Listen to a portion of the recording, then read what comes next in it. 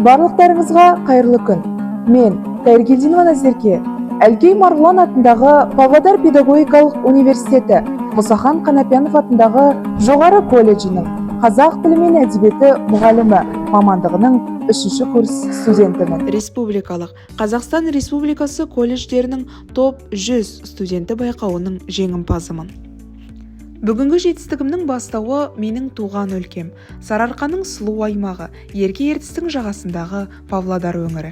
Білім жолындағы сапарымды жалғастырып отырған білім ордам Мұсахан Қанапиянов атындағы жоғары колледж.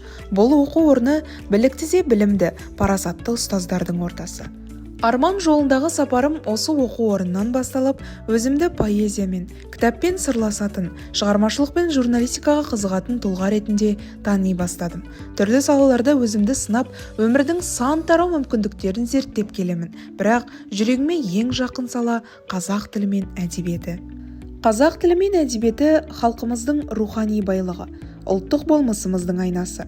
Болашақ мұғалім ретіндегі менің басты миссиям ана тіліміздің асыл мұрасын ұрпақ санасына сіңіру, жастарды тілдің сұлулығына, сөздің киесіне баулу, оқушылардың тілдік сауаттылығын арттырып, оларды еркін ойлауға, өз ойын әсерлі жеткізуге дағдыландыру менің өмірлік мақсатым. Қазақ тілі мен әдебиеті пәні мұғалімі ретінде педагогикалық тәжірибем кәсіби қалыптасуымның ең маңызды кезеңдерінің бірі болды. Бұл кезең мен үшін тек білім мен әдістемені меңгеру ғана емес, оқушы жүрегіне жол табудың, шынайы ұстаз болудың алғашқы үлкен қадамы еді. Сабақ беру барысында әр оқушының ойлау қабілеті мен тілдік ерекшелігіне мән беріп, олардың дүниетанымын кеңейтуге, әдеби шығармалар арқылы рухани биікке жетелеуге тырыстым.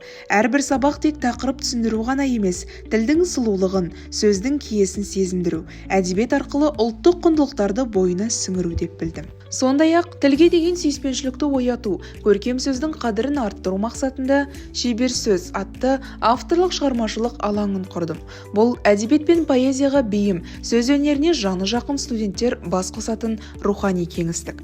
Аталған алаң аясында колледжіміздің жас ақындармен бірге әдеби подкасттар ұйымдастырып келеміз. Подкасттар барысында поэзия әлеміне саяхат жасап, авторлық өлеңдер оқып, әдебиет, шабыт, шығармашылық, ұлттық рух жайлы пікір алмасамыз. Бұл алаң тек поэзия оқып қана қоймай, ой бөлісіп, тілдің, сөздің терең мәнін ұғынуға жол ашатын еркін диалог алаңына айналды.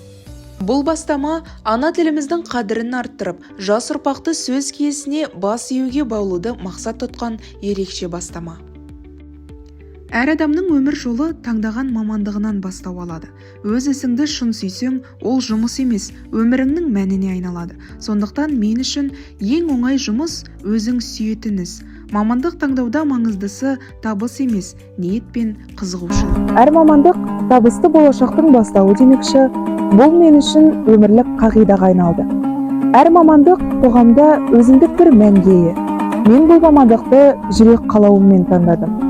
Ендігі мақсат сол жолда елеулі еңбек етіп, еліміздің дамуына елеулі үлес қосу.